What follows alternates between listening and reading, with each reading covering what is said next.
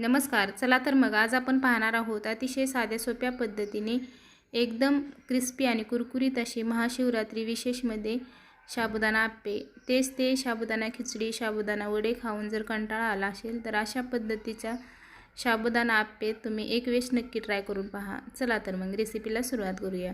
त्यासाठी 2 वाटी साबुदाणा हा स्वच्छ असा धुवून घेतलेला आहे आणि मस्त असा भिजवून घेतलेला आहे. त्यानंतर त्यामध्ये बटाटे खिसून बटाटे टाकून झाल्याच्या नंतर आपल्याला त्यामध्ये 1 चमचा हिरव्या मिरचीचा ठेचा टाकायचा आहे. तुम्ही त्यामध्ये लाल मिरचीचा सुद्धा वापर करू शकता. त्यानंतर आपल्याला चवीनुसार मीठ टाकायचं आहे आणि अर्धी वाटी शेंगदाण्याचं कूट टाकायचं आहे. हे सर्व साहित्य टाकून घेतल्यानंतर मिक्स करायचं आहे. इथे तुम्ही जाडसर शेंगदाण्याचं कूटसुद्धा वापरू शकता.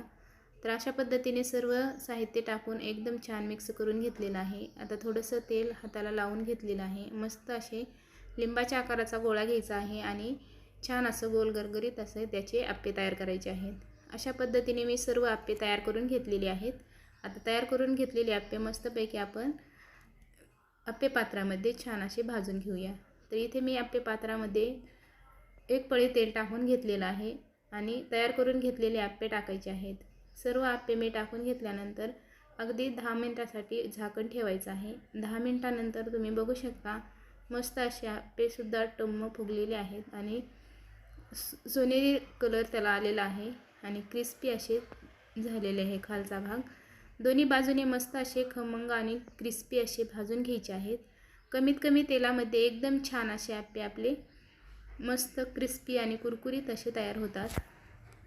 तुम्ही बघू शकता किती छान असे आप्पे आपले झालेले आहेत.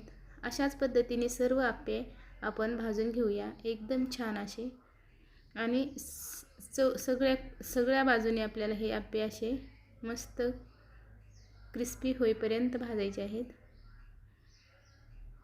अशा पद्धतीने आप्पे आपले तयार झालेले आहेत. येणाऱ्या महाशिवरात्रीला अशा पद्धतीची रेसिपी तुम्ही पण एक वेळेस नक्की ट्राय करून पहा. रेसिपी कशी वाटते नक्की कमेंट करून सांगा. रेसिपी आवडली तर लाईक, शेअर आणि सबस्क्राईब करायला विसरू नका. हे आप्पे तुम्ही दह्यासोबत किंवा शेंगदाणा चटणीसोबतही खाऊ शकता. एकदम छान अशी लागतात. तर अशा पद्धतीची रेसिपी तुम्ही पण एकदा नक्की ट्राय करून पहा. पूर्ण व्हिडिओ पाहिल्याबद्दल धन्यवाद. पुन्हा भेटूया अशीच एका साध्या आणि सोप्या रेसिपीमध्ये.